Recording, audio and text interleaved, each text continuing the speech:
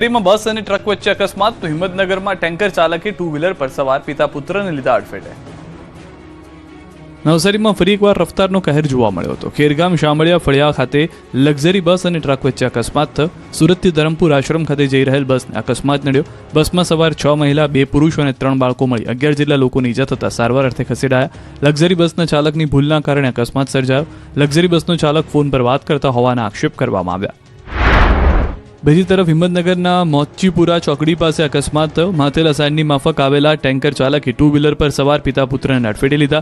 અકસ્માતમાં પુત્રનું ઘટના સ્થળે મોત થયું, જ્યારે પિતા ગંભીર રીતે ઘાયલ છે। બોટાદમાં ઉઘરાણી મામલે યુવકને માર્યો માર, 20 સેકન્ડમાં 14 ઘા મારી યુવકના પગ ભાંગી નાખ્યા। એક યુવક પર 4 શખ્સો લાકડીઓ લઈને રીતસર તૂટી પડ્યા। એક પછી એક પ્રહાર કર્યા। માત્ર 20 સેકન્ડમાં યુવકને લાકડીના 14 ઘા ઝીકીને અધમોવો કરી નાખ્યો। ઘટના બોટાદના લાખણકા ગામની છે, જ્યાં પશુ આહારનો વેપાર કરતા દુકાનદાર યુવકે ઉધારીના માલના રૂપિયા માંગતા આરોપીઓ ઉશ્કેરાયા અને યુવકને દોડાવીને માર માર્યો। ગઢડા પોલીસે ફરિયાદના આધારે 8 શખ્સો વિરુદ્ધ ફરિયાદ કરી અને તપાસ શરૂ કરી છે। 7 આરોપીઓને પકડી પાડ્યા અને ગામ વચ્ચે રિકન્સ્ટ્રક્શન કર્યું। આરોપીઓનું સરઘસ કાઢી કાયદાનું પણ ભાન કરાવ્યું। બનાસકાંઠાના આંખલાએ માતા અને બાળક પર હુમલો કર્યો। બાળકને 10 ફૂટ હવામાં ઉછાળ્યું। મહિલા તેના બાળક સાથે ચાલીને જઈ રહી હતી, ત્યારે જ રોડની સાઈડમાં ઉભેલો આંખલો અચાનક વિફર્યો અને મહિલાને શિંગડા ભરાવી હુમલો કર્યો, જેમાં મહિલા કાખમાં રહેલું બાળક હવામાં 10 ફૂટ ઉપર ઉછળીને નીચે પટકાય છે। ધ્રુજાવી નાખે એવા દ્રશ્યો બનાસકાંઠાના થરાના છે, જ્યાં તાણા રોડ પર રખડતા આંખલાએ એવી ફેન્ટ મારી કે ગોકુળનગરની મહિલા અને તેની કાંખમાંથી રહેલું બાળક ફંગોળાઈને નીચે પટકાયું। મહિલાને માથામાં 4 ટાંકા લેવાની ફરજ પડી, જ્યારે બાળક રોડ પર પછડાતા ઇજાગ્રસ્ત થયું। ઘટનાને પગલે આસપાસથી લોકો દોડી આવ્યા। લોકોએ બંનેને સારવાર માટે હોસ્પિટલ ખસેડ્યા। આંખલાના આતંકના કારણે આ વિસ્તારમાં ભયનો માહોલ છે। આ વિસ્તારમાં રખડતા ઢોરની સમસ્યા લાંબા સમયથી હોવાનો આક્ષેપ સ્થાનિકો કરી રહ્યા છે અને પ્રશાસન પાસે તાત્કાલિક પગલાં લેવાની માંગ ઉઠી છે। મોરબીમાં લુખ્ખાઓ બેફામ, 15થી વધુ કારના કાચ તોડ્યા। જુઓ કઈ રીતે લુખ્ખાઓ બાઇક પર નીકળી એક બાદ એક કારના કાચ તોડીને ફરાર થઈ ગયા। ગુંડાઓની ગુંડાગીરીના દ્રશ્યો મોરબીના છે, જેના કન્યા છાત્રાલય રોડ મનુનગર ચોક વિસ્તારમાં લુખ્ખાઓએ નીકળીને 15થી વધુ કારના કાચ તોડ્યા। 3 શખ્સોએ વિકૃત મજા લેવા માટે લોકોએ રોડ પર પાર્ક કરેલી કારના કાચ તોડી નાખતા ફફડાટ ફેલાયો। સમગ્ર ઘટના સીસીટીવીમાં કેદ થતા પોલીસ ફરિયાદ કરી છે। વડોદરામાં એક્સ આર્મી મેને હવામાં ફાયરિંગ કર્યું। વડોદરા શહેરના માંજલપુર વિસ્તારમાં તુલસીધામ સર્કલ પાસે આવેલ SS નગર ખાતે આવેલા ખુલ્લા ગ્રાઉન્ડમાં એક્સ આર્મી મેન દ્વારા બારોબાર હથિયાર વડે હવામાં એક રાઉન્ડ ફાયરિંગ કરવામાં આવ્યું હતું। આ વિડીયો વાયરલ થયો, જેને પગલે માંજલપુર પોલીસ એલર્ટ થઈ ગઈ હતી અને તુરંત જ બ્લેન્ક ફાયરિંગ કરનાર વ્યક્તિની ઓળખ અને શોધખોળ શરૂ કરી। માંજલપુર પોલીસની તપાસ દરમિયાન ફાયરિંગ કરનાર x army main Nilesh Tukaram Uttekar હોવાનું ખુલ્યું। એક્સ આર્મી મેનને હવામાં ફાયરિંગ કરીને આ જાહેરનામાનો ભંગ કર્યો હોવાથી માંજલપુર પોલીસે આ મામલે ગુનો નોંધીને વધુ તપાસ હાથ ધરી। મહત્વનું છે કે એક્સ આર્મી મેન પાસે લાયસન્સ છે, પરંતુ આ પ્રકારે જાહેરમાં ફાયરિંગ કરીને લોકોને જીવ જોખમમાં મૂક્યા હતા, જેને કારણે પોલીસે ગુનો નોંધીને તપાસ શરૂ કરી છે। રાજકોટમાં બાઇક ધીમું ચલાવવાનું કહેતા ટોળાએ મોડી રાત્રે કર્યો પથ્થરમારો। રાજકોટમાં દિવસે ને દિવસે ગુંડાઓ બેફામ બની રહ્યા છે, ત્યારે જૂના મોરબી રોડ પર બાઇક ધીમું ચલાવવાનું કહેતા ટોળાએ ઉશ્કેરાઈને પથ્થરમારો કર્યો। મહિલાએ તેમના વિસ્તારમાં બાઇક ધીમે ચલાવવા કહેતા ખાર રાખી 10 થી 12 લોકો તે વિસ્તારમાં ધસી આવ્યા અને ટોળાએ જીલુભાઈ સોઢાના ઘર પર પથ્થરમારો કર્યો। મોરબી રોડ પર આવેલા ખોડિયાર પાર્ક 2 માં પથ્થરમારો કર્યો, જેથી મોડી રાત્રે નાસભાગ મચી ગઈ। જીવ બચાવવા લોકો દોડધામ કરતા નજરે પડ્યા હતા। મોડી રાત્રે પોલીસ કાફલો ઘટના સ્થળે પહોંચ્યો અને બંદોબસ્ત ગોઠવાયો। શૈલેષ સિપરિયા, વર્ષા સિપરિયા સહિત 10 થી 12 જેટલા શખ્સોએ પથ્થરમારો કર્યો હોવાની ફરિયાદ નોંધાઈ છે। પોલીસે વિવિધ કલમો હેઠળ ગુનો દાખલ કર્યો છે। ના કારણે 2 માર્ચે આરતી બાદ હોળી પ્રગટાવાશે। ચંદ્રગ્રહણના કારણે હોળી પ્રગટાવવાના સમયમાં ફેરફાર કરાયો છે, ત્યારે યાત્રાધામ ચોટીલામાં ડુંગર પર 2 માર્ચના રોજ સંધ્યા આરતી બાદ હોળી પ્રગટાવવામાં આવશે। સુરેન્દ્રનગરના ચોટીલા ડુંગર પર દર વર્ષની જેમ આ વર્ષે પણ મહંત પરિવાર દ્વારા હોળી પ્રગટાવવામાં આવશે। 2 માર્ચના રોજ ચોટીલા ડુંગર પર માતાજીના મંદિરના દ્વાર સવારે 5 વાગે ખુલશે અને 5:30 વાગે મંગળા આરતી થશે। 3 માર્ચના રોજ મંગળા આરતી મધરાતે 3 વાગે થશે। તારીખ 3 માર્ચના રોજ ચંદ્રગ્રહણને દિવસે પણ દર્શનાર્થીઓ માટે ચોટીલા મંદિર રાબેતા મુજબ આખો દિવસ ખુલ્લું રહેશે। સાંજની આરતી રાબેતા મુજબ સૂર્યાસ્તના સમયે જ થશે। મંદિરના ભોજનાલયમાં પ્રસાદનો સમય બપોરે 11 થી 2 વાગ્યાનો રહેશે। હોળીને લઈને અંબાજી મંદિરના દર્શનમાં ફેરફાર। આ વખતે હોળીના દિવસે પૂનમે ચંદ્રગ્રહણ હોવાથી અંબાજી મંદિરના સમયમાં ફેરફાર થઈ રહ્યા છે, જેમાં અંબાજી ખાતે હોળી 1 દિવસ પહેલા પ્રગટાવવામાં આવશે અને ચંદ્રગ્રહણને લઈને અંબાજી મંદિર પણ બંધ રહેશે। પૂનમના દિવસે દર્શનના આરતી સમયમાં ફેરફાર કરવામાં આવ્યો છે.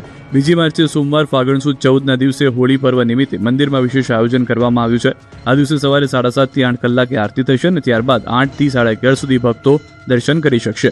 બપોરે 12 કલાકે રાજભોગ ધરાવવામાં આવશે, જ્યારે સાંજે 6:30 કલાકે હોળી પ્રગટાવવામાં આવશે અને હોળી પ્રગટાવ્યા બાદ સાંજની આરતી 7:30 થી 8 કલાકે થશે. ત્યારે 3 માર્ચ મંગળવાર ફાગણ સુદ પૂનમના દિવસે ચંદ્રગ્રહણ હોવાથી માતાજીના દર્શન અને આરતીના સમયમાં ખાસ ફેરફાર કરવામાં આવ્યો છે. આ દિવસે સવારે વહેલા 6 થી 6:30 કલાકે આરતી અને 6:30 થી 7:30 સુધી દર્શનનો લાભ મળશે. સવારે 7:30 થી 8 કલાકે રાજભોગ ધરાવ્યા બાદ સવારના 8 વાગ્યાથી રાત્રિના 9:30 વાગ્યા સુધી મુખ્ય દર્શન બંધ રહેશે. જો કે ભક્તોની સુવિધા માટે નૃત્ય મંડપથી દર્શન સમય સવારે 9:45 થી બપોરે 2 કલાક સુધી કરી શકાશે. ગ્રહણ બાદ સાંજની આરતી રાત્રે 9:30 કલાકે કરવામાં આવશે. જો કે 4 માર્ચ બુધવાર માતાજીના દર્શન અને આરતી રાબેતા મુજબના સમયે કરવામાં આવશે. ને કારણે અનેક ફ્લાઇટ્સ પણ રદ થઈ છે. ઇઝરાયલ અને ઈરાન સાથે સાથે અમેરિકા વચ્ચે ભીષણ યુદ્ધ ફાટી નીકળ્યું છે, જેની આગ આખા વિશ્વમાં પ્રસરી છે. ગુજરાત પર પણ અસર પહોંચી છે. ખાસ કરીને વિમાન સેવાને અસર પહોંચી છે. એર ઇન્ડિયાએ અનેક ફ્લાઇટ રદ કરી દેતા મુસાફરો રજળી પડ્યા છે. અમદાવાદથી Dubai, Abu Dhabi, Oman, London, Birmingham, Amsterdam, Zurich, Milan, Vienna, Copenhagen, Frankfurt સહિતના દેશોમાં જતી ફ્લાઇટ રદ કરી દેવામાં આવી છે.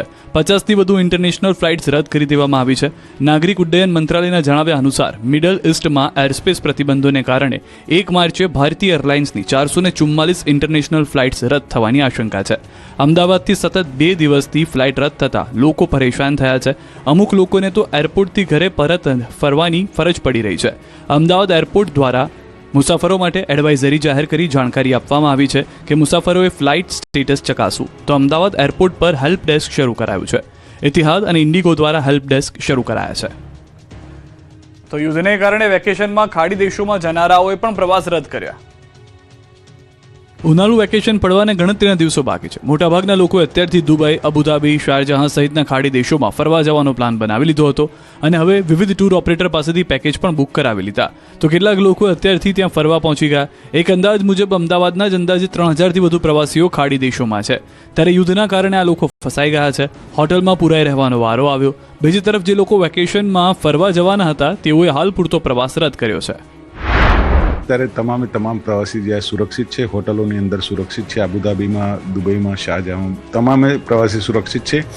ખાસ કરીને એર ઇન્ડિયા, સ્પાઇસજેટ અને ઇન્ડિગોની ફ્લાઇટો રદ થવાના કારણે, પોસ્ટપોન થવાના કારણે અત્યારે પ્રવાસીઓ ત્યાં રોકાઈ જવું પડ્યું છે.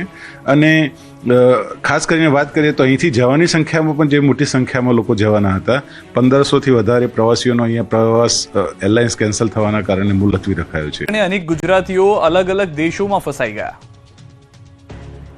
ઈરાન, ઇઝરાયલ અને અમેરિકા વચ્ચે શરૂ થયેલા ભીષણ યુદ્ધના કારણે અનેક ગુજરાતીઓ ફસાયા છે. ત્યારે વડોદરાથી મક્કામાં ઉમરા માટે ગયેલા ગુજરાતીઓ ફસાયેલા છે. અંદાજે 700થી 800 જેટલા ગુજરાતીઓ મક્કામાં ફસાયા છે. હોટલોમાં રોકાયેલા લોકો પોતાના સગા વહાલાઓની ચિંતા સાથે સમય પસાર કરી રહ્યા છે. કેટલાક લોકોની દવાઓ અને જરૂરી સામાન હજુ સુધી પહોંચ્યા નથી, જેના કારણે મુશ્કેલીઓ વધી રહી છે. યુદ્ધ જલ્દી બંધ થાય અને શાંતિ સ્થાપિત થાય તેવી પ્રાર્થના કરી રહ્યા છે. આ તરફ મિડલ ઇસ્ટમાં ફેલાયેલા ગુજરાતીઓમાં ફફડાટ ફેલાયો છે. ગુજરાતથી પવિત્ર રમજાન માસ દરમિયાન મક્કા મદીના ખાતે ઉમરાની બંદગી કરવા ગયેલા 55 લોકો ફસાયા. ત્યારે મક્કામાં ફસાયેલા અમદાવાદ વાસીઓ સાથે ન્યૂઝ 18 ગુજરાતી સાથેની ખાસ વાતચીતમાં ત્યાંની પરિસ્થિતિ સાથે ચિંતા વ્યક્ત કરી હતી. આ તરફ પોરબંદરના અનેક લોકો ઇઝરાયલમાં ફસાયા છે. રોજગાર માટે ગયેલા અનેક લોકોની ઊંઘ હરામ થઈ ગઈ છે.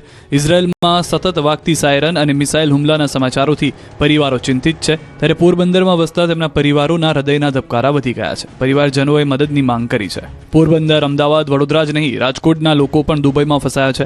રાજકોટથી દુબઈ ફરવા ગયેલા લોકોની મજા માતમમાં ફેરવાઈ ગઈ છે. ઉપરથી ફ્લાઇટ રદ થતા હવે દુબઈથી વતન કેમ આવવું તે ચિંતા છે.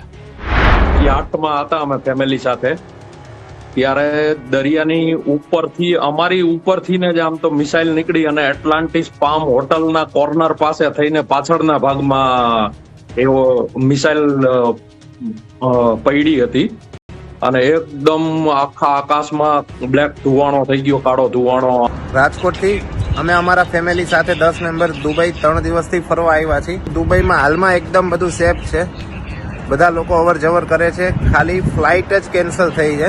તો આપણી ભારત સરકારને વિનંતી કે કોઈ ફ્લાઇટની વ્યવસ્થા કરીને જે ટુરિસ્ટ છે એમને અહીંથી દુબઈથી ઇન્ડિયા લઈ આવવાનો પ્રયાસ જલ્દીથી જલ્દી કરે. હવે માથા ફાડ ગરમીમાં શેકાવા થઈ જજો તૈયાર.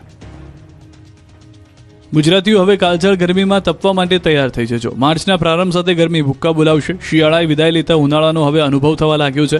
જો કે આ વર્ષે ગરમીના મોજાની અસર સામાન્ય નહીં રહે. હવામાન વિભાગે સ્પષ્ટપણે સંકેત આપ્યો છે કે માર્ચ મહિનાથી તાપમાનમાં તીવ્ર વધારો થવાની ધારણા છે. મે મહિના સુધીમાં પરિસ્થિતિ અત્યંત ગંભીર બની શકે છે.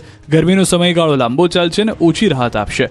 બીજી તરફ આગામી દિવસોમાં તાપમાનનો પારો 3 થી 5 ડિગ્રી ઉચકાશે. હીટવેવની ફ્રીક્વન્સી વધવાની શક્યતા છે. અમદાવાદ, સૌરાષ્ટ્ર, દક્ષિણ ગુજરાતમાં હીટવેવ સંભાવના છે. કેટલાક શહેરમાં 40 ડિગ્રીએ પહોંચી શકે છે ગરમી. 3 થી 8 માર્ચ દરમિયાન અંગ દજાડતી ગરમીનું અનુમાન છે. પૂર્વના ગરમ પવનોના કારણે વધી શકે છે ગરમી. वर्तमान परिस्थितियों में एक नॉर्थ ईस्ट अरेबियन सी पे साइक्लोनिक सर्कुलेशन है 1.5 किलोमीटर अबव मीन सी लेवल, और एक ट्रफ है जो कल था वो कोमोरिन एरिया से और विदर्भा तक है, इंटीरियर कर्नाटका, इंटीरियर तमिलनाडु से होता हुआ.